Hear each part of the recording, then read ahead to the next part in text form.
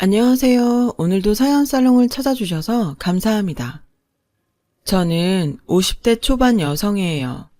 음식에 남부끄럽지 않게 정성을 다한다는 자부심을 가지고 어느 식당을 운영해 오다가 식당 주방장과 경영자에서 은퇴한 지금은 가족들과 함께 행복한 여생을 보내고 있죠. 물론 지금의 여유로운 삶에 이르기까지 흉흉한 일들도 참 많이 겪었더랬죠. 오늘은 그런 일들 중 저의 삶을 뿌리째 흔들어 놓으려 했었던 시어머니와의 일을 소개해 드릴까 해요. 신혼 때까지만 해도 저희 친정은 무척이나 가난한 집안이었어요. 친정 아버지는 가업인 작은 식당을 운영하셨고 저는 결혼 후에도 친정 아버지의 식당을 도왔어요. 따로 직원을 고용하기가 어려운 사정이었거든요. 테이블 10개가 채 안 되는 작은 식당이었죠. 그마저도 몇 달 연속으로 적자를 내기가 부지기수였던 그런 곳이었습니다. 저와 친정 아버지는 때때로 대출까지 받아 적자를 메꿔가면서도 식당을 포기하지 않았어요. 젊은 나이에 세상을 떠난 친정 엄마의 손때가 묻어있는 식당이기 때문이었어요. 친정 아버지는 젊고 예뻤던 부인과의 추억을, 저는 늘 자애로웠던 엄마의 기억을 지켜내고자 부단히도 노력했죠. 시어머니 혼자 있는 시댁도 가난하기는 저의 친정과 매 한 가지였습니다. 그러던 어느 날 대박이 터지더라고요. 시어머니에게는 선친으로부터 물려받은 땅이 있었어요. 쓸모없이 그저 세금만 수시로 나가던 땅이었는데 그 땅에 신도시가 들어선 거죠. 제법 많은 돈을 번 시어머니는 돌변했어요. 악성졸부 그 자체였죠.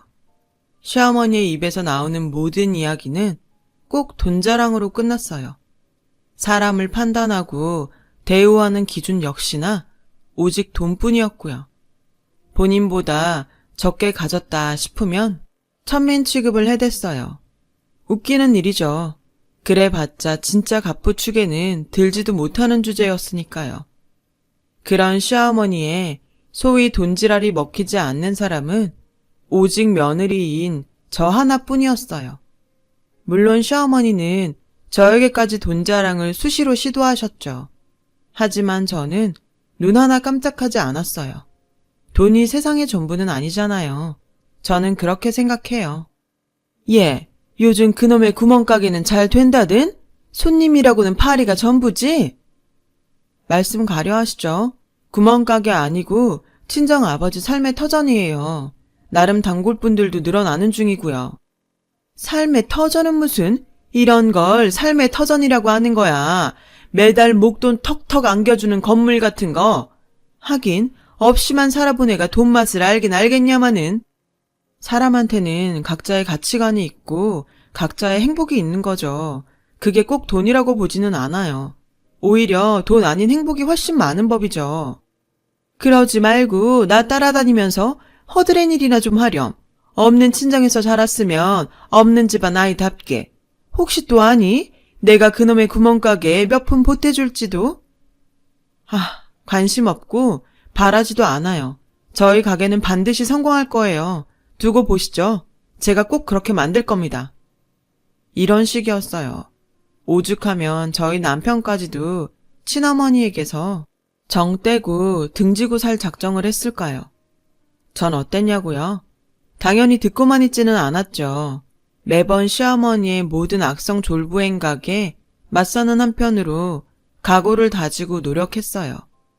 우리 식당을 꼭 큰 식당으로 만들어내겠다고요. 그리고 마침내 이루었어요. 돌아가신 친정 어머니의 손맛을 바탕으로 제 나름대로 연구하고 개발한 레시피가 큰 성공을 거두었죠. 아름아름 저의 식당을 찾아주시던 단골분들을 통해 새 레시피에 대한 좋은 소문이 퍼져나갔고 그 소문 덕분에 식사 시간마다 줄을 서야 드실 수 있을 정도로 손님들이 늘었습니다. 드디어 맛집 반열에 오르게 되었어요. 저희 주머니가 두둑해지자 시어머니의 전전긍긍이 시작되었어요. 뻔하죠. 원래도 쉽사리 굽히고 들어가지 않는 당찬 며느리였는데 그런 며느리가 돈까지 부족함 없이 쥐어버렸으니 그래서 시어머니는 어떻게 하면 며느리의 기를 죽이고 돈지랄을 더 떨어볼까 하는 생각밖에 없는 것 같았어요. 보통 사람 같으면 그런 생각은 그냥 생각으로만 그치기 마련인데 시어머니는 그걸 굳이 말과 행동으로 옮겼어요. 비싼 명품으로 도배를 한 채로 저희 식당에 들이닥쳐 모든 메뉴를 주문하더군요. 아니나 다를까 몇 수저 먹지도 않더라고요. 이래서 없이 사는 하층민들 이해를 할 수가 없다는 거야. 이딴 싸구려가 뭐 좋다고 줄까지 서서 먹어들 대는지 참네. 적당히 하시죠. 누가 들으면 삼시세끼 셰프가 구워주는 스테이크만 썰면서 사는 줄 알겠어요. 그거 좋은 생각이구나. 이름난 주방장 한번 알아봐야겠어. 저와 남편이 코웃음으로 돌아서는 순간 시어머니가 챙겨왔던 명품 가방을 보란듯이 매만지며 거들먹거리더군요. 솔직히 우스웠어요. 어떠니? 이태리 명품 장인한테 주문 제작한 가방인데. 가방은 예쁘네요. 근데 주인한테는 별로 어울린다고 보이지는 않아요. 그러지 말고 너도 이런 거 들고 다니면서 살아. 없는 집안에서 비굴하게 자란 티 좀 그만 내고. 기왕이면 기품 있는 시어머니 체면도 좀 살려줄 겸 좋잖니? 관심 없는데요. 주제 넘는 사치? 그런 거 몰라요. 알고 싶지도 않고요. 비쌀까봐 그러는구나. 얼마 하지도 않아. 배송비 빼고 돈 1,000만 원? 나 같은 사람한테는 가벼운 간식값 정도를 쓸 수 있는 돈이라고 해야 하나? 하긴 누구들 같은 천민들한테는 반년치 연봉이겠지만. 경고하는데 그렇게 살지 마세요. 그러다 후회하는 날 반드시 올 거예요. 보자 하니까 되게 웃기는 애구나 너. 대한민국에서 부자가 망하는 법 있다든? 모르죠. 근데 이건 확실합니다. 어머니는 본인 능력으로 부자가 되지는 않았다는 거. 돈 무서운 줄 모르고 몹쓸 사치나 부리다가는 크게 망하고 후회하게 되는 날 있다는 거. 진심이었어요. 그리고 자신감이었습니다. 저는 제가 가진 능력으로 식당과 재산을 불려나갈 수 있지만 얼떨결에 졸부가 되어버린 시어머니가 허영과 사치를 버리지 못한다면 언젠가는 반드시 곳간이 텅 비어버릴 거라는 거. 이건 누가 봐도 그럴 수밖에 없는 일이었으니까요. 그런데 시어머니가 저의 경고를 엉뚱하게 받아들인 탓이었을까요? 아니면 시어머니 본인도 자신의 곳간이 텅 비게 되는 날이 올 수도 있다는 사실을 걱정하고 있었던 까닭이었을까요? 그것도 아니면 혹시 보다 더 많은 돈 욕심에 사로잡혀서였을까요? 지금도 이해가 되질 않지만 이유야 어찌되었건 시어머니는 해서는 안 될 몹쓸 결심을 품고야 말았던 모양이에요. 저는 그런 심오의 결심을 식당에 새 들어있던 건물주의 귀띔을 듣고 난 다음에서야 알게 되었어요. 지금 무슨 말씀이세요? 가게를 빼줘야 될 것 같다니요. 보증금 올려드린 지 얼마나 됐다고요. 나도 이러고 싶지 않어. 자네랑 자네 아버지가 오죽 성실한 사람들이야. 그런 사람들 이런 식으로 내치면 벌 받지. 안 그러시면 되잖아요. 그러니까 솔직히 말하면 나도 그냥 미리 귀뜸이나 해주는 입장이야. 새 건물주가 자네 식당 내쫓을 생각을 하고 있으니까는. 건물 파셨어요? 시세보다 이만큼이나 더 쳐준다는데 안 팔 이유가 있나. 그럼 새 건물주분이랑 얘기하면 되겠네요. 자네 시어머니 되는 사람이더만. 네? 새 건물주가 자네 시어머니 되는 사람이더라고. 그니까 꿈 깨고 얼른 다른 장사자리 알아봐. 저와 남편은 곧장 시댁으로 달려갔어요. 마침 시어머니는 점심 식사를 하고 있더군요. 심지어 딱 봐도 월급 어마어마하게 드려야 하는 주방장님께서 직접 구워낸 스테이크였어요. 씩씩거리며 들이닥치는 저희를 향한 시어머니의 첫마디는 이거였습니다. 권리금은 꿈도 꾸지 말거라. 뭐라 말로 표현할 수조차 없는 황당함과 분노가 치솟았어요. 저와 친정아버지의 평생 노력과 삶의 터전을 물거품으로 만들겠다는 속셈이 너무 뻔하게 보였죠. 그러나 저와 남편은 시어머니에게 단 한마디의 대꾸도 하지 않은 채로 돌아섰어요. 저희 시어머니라는 인간을 너무나 잘 알고 있었거든요. 굳이 말 섞을 필요가 있나요? 그놈의 돈자랑 돈지랄. 능력이라고는 돈으로 갑질하는 것밖에 없는 주제에 입만 열면 자화자찬. 그딴 헛소리를 듣고 있기에는 시간이 너무 아까울 지경이었는데요. 그래서 저희 부부는 시댁을 빠져나오기 무섭게 변호사 사무실을 찾아갔어요. 시어머니라는 인간의 맛으로부터 식당을 지켜낼 방법을 찾기 위해서였어요. 그러나 법이라는 것이 꼭 약자의 편만은 아니더군요. 변호사의 의견을 정리하면 이랬습니다. 가게 보증금은 돌려받을 수 있다.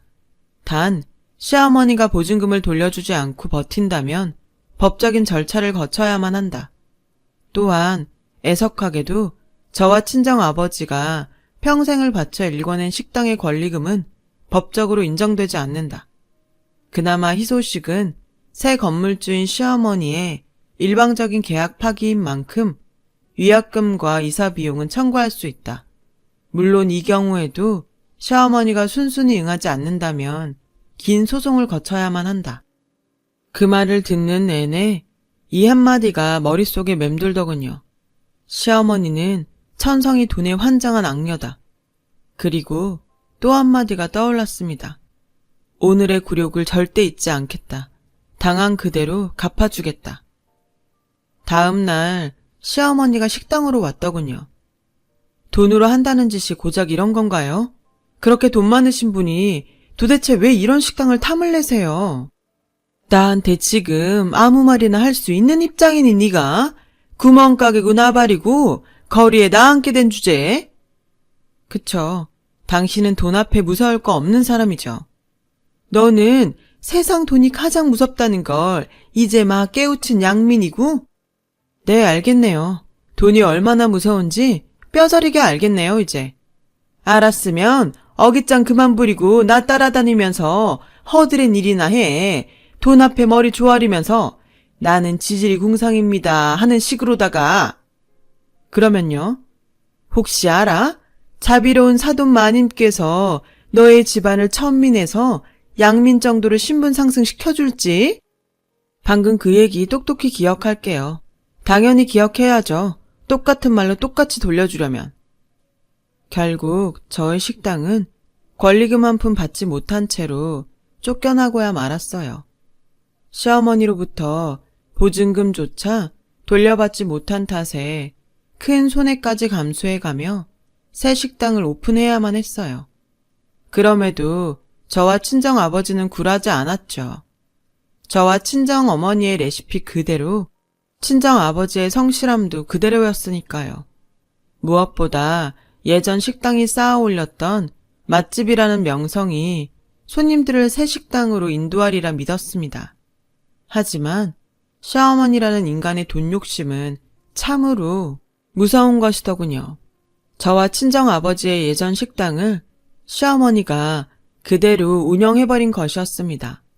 가게 자리도 그대로, 메뉴도 그대로, 저의 친정 식구들이 손때 묻은 인테리어며 집기까지 모두 그대로 흉내를 내어버린 채로 말이죠.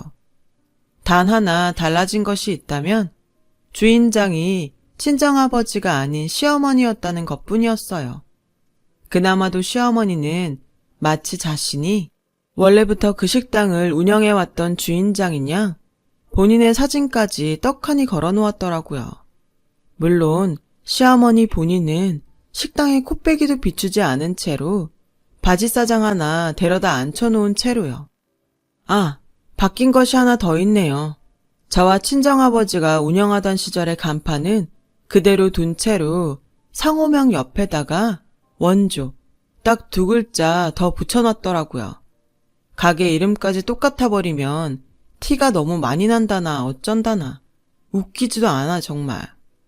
모든 것을 빼앗겼다는 생각에 속상했죠. 또 한 번 말로 다 표현할 수 없는 황당함과 분노가 치솟았어요. 하지만 주저앉아 있을 여유 따위는 없었어요. 삶의 터전을 다시 일궈야만 했으니까요. 새 식당을 다시 성공시켜서 시어머니라는 인간에게 보란듯이 안갚음을 하고 싶었어요. 그래서 저희 식구들은 전보다 몇 배는 더 노력했어요. 저는 친정어머니의 레시피를 한 번 더 발전시킨 신메뉴를 개발했고요. 반응들이 아주 좋았습니다. 남편도 아주 큰 힘이 되어주었어요. 그렇게 저희의 새 식당은 또 한 번의 성공을 거두며 자리를 잡아 나갔어요. 바로 그때 평생 안 볼 작정으로 저희를 내친 줄로만 알았던 시어머니가 저를 불러내더군요. 저 또한 복수의 그날까지 그 인간을 보고 싶지는 않았지만 지피는 구석이 있어서 순순히 응했어요. 혹시나 하면 역시나. 시어머니의 식당 몰골이 말이 아니더군요. 음식 장사가 그렇게 쉽고 편한 줄로만 알았나 봐요. 대충 흉내만 내놓은 걸 보니. 말 그렇게 하는 거 아니다. 그래도 가족인데. 그놈의 가족은 본인이 먼저 걷어찼고요. 용건만 간단히 하죠. 오픈 준비하러 갈 시간이라. 음식 만드는데 말이다. 더듬지 말고 빨리 말하세요. 바쁩니다 저. 요리법 좀 알려주렴. 직원을 아무리 닥달하고 바꿔대도 네 손맛을 못 따라가는 모양이야. 조건은요? 딱 보니까 쉽지 않을 거 짐작하고 불러낸 모양인데. 정 불쾌하다면야 돈으로 삼아. 끝까지 돈 타령이시네. 미안하다 잘못했다. 그런 게 먼저 아닙니까? 모조리 돈으로 크게 쳐주마. 너희 집안이 적어도 천민 소리는 듣지 않을 만큼. 이래도 싫으니? 저는 잠시 망설이는 척 시어머니의 제안에 응했어요. 시어머니가 돌려주지 않았던 보증금을 돌려받는 조건으로 레시피를 알려주기로 한 것이었죠. 제가 바보 같다고요? 생각해보세요. 그 상황에서 제대로 된 레시피를 알려줄 사람이 세상에 어디 있나요? 저도 그랬어요. 시어머니에게 알려준 레시피는 인터넷 검색만 하면 알 수 있는 정도였고, 예를 들자면 사실은 ABC라는 재료를 기반으로 만든 양념이 비법인데, 시어머니에게는 가나다라는 재료로 양념을 만들어 넣으라고 알려주는 식이었죠. 물론 저도 명색이 음식 장사를 하는 사람인 만큼 먹지 못할 재료를 넣으라고 알려주지는 않았어요. 맛집의 특별한 비법이 아닌 일반적으로 가정에서 많이 사용하는 방법을 알려주었을 뿐이죠. 그래서 레시피 전수 비용이 아닌 시어머니가 당연히 저에게 주어야만 하는 보증금을 받았던 것이고요. 저에게서 엉뚱한 레시피를 전수받은 시어머니는 이제 되었다고 생각한 모양이더라고요. 안심한 나머지 또 한 번 그놈의 돈 욕심에 눈이 멀어버렸고, 이번에는 아주 크게 작정하고 분점들까지 여럿 내버리더라고요. 하나같이 임대료가 어마어마하게 비싼 지역에 자리한 상가들이었어요. 물론 모든 비용은 시어머니의 통장들을 털어서 마련했고요. 다른 사람들의 자본을 끌어들이면 시어머니 본인의 지분이 적어지는 만큼 수익도 적어질 테니까요. 심지어 저렴했던 음식들 가격마저도 무지하게 많이 올렸다더라고요. 굳이 예를 들자면 7,000원이었던 오징어 볶음을 프리미엄이랍시고 15,000원을 받는다던가 하는 식이었어요. 그런 시어머니의 소식을 들은 저와 남편은 코웃음부터 쳤어요. 아니, 아무리 우리 엄마라지만 사람이 그렇게 미련하고 무능할 수가 있나? 내 말이 레시피를 전수받았으면 그 레시피의 반응이 어떤지 확인부터 하는 게 순서 아니냐고. 어떻게 다짜고짜 분점 낼 생각부터 해. 가격 올린 건 웃기지도 않을 지경이라니까. 냅두자. 본인 타고난 그릇이 그것밖에 안 되는 걸 뭐. 그래도 참 다행이구나 싶어. 나는 당신의 어머님 안 닮아서. 닮다니. 농담이라도 그런 말 하지 마. 우리 엄마 닮았다? 그거 욕이야. 저희 부부의 코웃음은 적중했어요. 시어머니가 통장들을 탈탈 털어 마련한 분점들이 파리만 날린 끝에 차례로 폐업하기 시작했거든요. 오래지 않아 저희 식구들이 운영하다가 시어머니에게 빼앗겼던 식당까지도 문을 닫게 되었어요. 시어머니 입장에서는 본점까지 망해버린 것이죠. 그 와중에도 시어머니는 무능하고 대책 없기는 마찬가지였어요. 식당이 망한 원인을 글쎄 싸구려 음식들만 먹고 살았던 천민들이 비싼 재료로 만든 음식 맛을 모르기 때문으로 돌리더라고요. 이쯤 되면 안 망하는 것이 이상할 지경이었죠. 어머님이 말한 값비싼 셰프님 하나만 있었어도 그런 꼴까진 안 되었을 텐데 뭐에 홀린 건지 정말 보는 제가 다 안타깝더라고요. 그러는 사이 저희의 새 식당은 승승장구했고요. 시어머니의 가짜 식당에 속아 넘어갔던 단골분들도 돌아오셨고 이전 식당보다 훨씬 대기줄이 많아졌어요. 저희 식구들은 매일같이 재료 소진으로 인한 조기 영업 종료 팻말을 걸면서 저희를 아끼는 마음으로 찾아주신 모든 손님들을 대접하지 못한 것에 대한 죄송함이 들 정도로요. 그래서 저는 친정 아버지와 남편에게 레시피와 조리법을 전수하는 한편으로 가게 확장에 대한 고민을 시작했어요. 저희 부부는 어느 건물이 경매에 나왔다는 소식을 듣게 되었어요.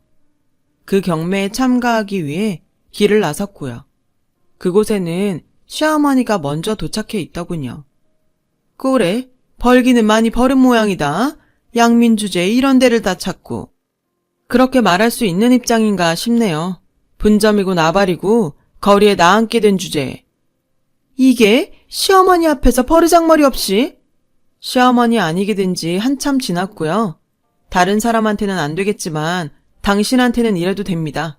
우리가 당신 주변 사람들이 그동안 당하고 살아온 것들이 워낙 많아서. 돈지랄이 하고 싶으면 곱게 하고 가. 내깟 것들이랑은 말 섞을 가치도 없다. 그러려고요. 맞다. 재산들 모조리 경매에 나오고 집에도 빨간 딱지 붙었다죠? 그래서 뭐 내가 늘상 말하지만 대한민국에서 부자 망하는 법은 없어. 저도 늘 얘기했잖아요. 그러다 크게 망하는 날이 꼭 올 거라고. 지금부터 제대로 보여줄 테니까 똑똑히 지켜보기나 하시죠. 돈에 눈먼 악성 졸부가 어떻게 망하는지.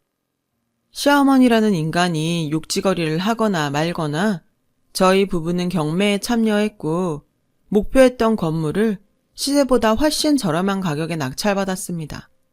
그 건물은 당연히 시어머니 명의의 건물이었죠. 시어머니가 저희의 예전 식당을 쫓아내기 위해 구매했던 바로 그 건물이었어요. 그 건물의 주인이 된 저희는 예전 식당 자리에 친정아버지의 식당을 재오픈했어요. 친정아버지가 직접 운영하시는 식당이었죠. 며칠 뒤에는 시어머니의 명의의 또 다른 상가를 역시나 시세보다 훨씬 저렴하게 낙찰받았고 그곳에는 남편이 직접 운영하는 식당을 오픈했어요. 경매로 건물을 낙찰받았다고 해도 그 돈은 시어머니라는 인간에게 들어가게 될 테니 결국은 시어머니 좋은 일만 시킨 거 아니냐고요? 시어머니는 식당이 망하면 손해가 얼마나 크고 빠르고 심하게 누적되는지를 몰랐어요. 그런 사람이 재산까지 무리하게 탈탈 털어가면서 분점 내기에 혈안이 되었었으니 그 손해는 상상을 초월하는 것이었죠. 심지어 평소 주제넘게 과도한 사치까지 이만저만 부리고 살았으니 그 후폭풍은 더 볼 것도 없지 않겠습니까? 시어머니의 재산들이 경매에 나오게 된 이유는 재산들이 경매로 넘어갈 만큼 어마어마한 빚더미에 앉았기 때문이었어요. 당연하게도 저희 부부가 지불한 경매 대금은 시어머니는 만져보지도 못했죠. 모조리 대출 원금의 이자에 온갖 채무자들에게 즉시 지급되었으니까요. 그렇게 얼마 뒤 시어머니의 명의의 마지막 건물은 어김없이 경매로 처분되었고 결국 추하게 울부짖고야 말더군요. 쪽팔린 줄도 모르는 채로요. 세상에 이러는 법은 없다. 자식 며느리가 시애미한테 이러면 안 되는 거야. 따지려면 거울 보고 따지시죠. 우리 잘못으로 날린 재산이 아니라 본인 스스로 잃어버린 재산이니까. 그래도 이건 아니다. 그게 어떤 돈인데 내 돈 내놔라 쓰레기들아. 빈털털이 돼서 거리에 나앉게 생겼으니 이제 좀 알겠는 모양이네요. 돈이 얼마나 무서운 건지. 그따구로 행동해봐 어디? 내가 고소할 거야. 싹 다 콩밥을 먹여줄 거야 아주. 고소를? 누가 누구한테요? 당신이 당신한테? 그건 그거대로 웃기기는 하겠네요. 마음대로 하시든가. 난 약속이나 지키면 그만이에요. 약속? 무슨 약속? 기억해요? 당신이 예전에 나한테 했던 말 꼭 돌려주겠다고. 그 약속 지금 지키려고요. 너 인연이 기어코? 돈이 얼마나 무서운지 알았으면 나 따라다니면서 허드렛 일이나 하시던가. 그럼 혹시 모르는 일이잖아요. 우리가 당신을 왕거지에서 보통 거지 정도로 신분 상승이나 시켜줄지? 물론 진짜로 허드렛 일 시킬 생각 따위는 없었어요. 얼굴을 마주하는 것만으로도 소름이 끼쳤으니까요. 저희 부부는 매몰차게 돌아섰고 그러기가 무섭게 시어머니는 빚쟁이들에게 쫓겨 도망을 쳐버렸죠. 그로부터 얼마 뒤 모든 재산을 홀라당 날려먹고 거지꼴이 되어버린 시어머니는 고시원이나 전전하는 신세가 되었습니다. 가는 고시원마다 방값을 밀리고 밀리다가 결국 빚만 떠안고 쫓겨나는 신세 말이죠. 주제넘게 과분한 사치와 소상공인 무시하더니 멋모르고 음식점 하는 사람들의 노고는 무시하면서 사장행세 하려고 했잖아요. 식당 분점을 늘려댄 탓에 생겨버린 빚더미도 그대로더라고요. 아마 평생을 갚지 못한 채로 당신이 말했던 구질구질한 여생을 보내게 되겠죠. 저와 친정아버지 그리고 남편은 식당을 그로부터 한참을 잘 일구어냈어요. 초심 그대로 저렴한 가격에 좋은 음식을 정성껏 대접했는데 손님들이 감사하게도 잘 알고 찾아주셨어요. 그리고 지금은 앞서 말씀드렸던 것처럼 힘들었던 식당 경영자의 삶을 마무리 짓고 가족들과 함께 여유로운 삶을 즐기고 있습니다. 그동안 누리지 못했던 것들을 행복하게 누리면서 지내고 있어요. 어려운 분들을 위한 김장 나눔과 기부 등으로 다른 분들께 고마운 마음을 돌려드리려 노력합니다. 앞으로도 평생 지켜나가보려 해요. 잘할 수 있겠죠? 제 긴 이야기 들어주셔서 감사합니다. 여러분의 가정에도 여유와 행복이 넘쳐나시길 바랍니다. 여러분, 사연 댓글에 응원과 현명한 조언 부탁드려요. 좋아요와 구독은 저에게 큰 힘이 됩니다. 오늘도 좋은 일 가득하세요.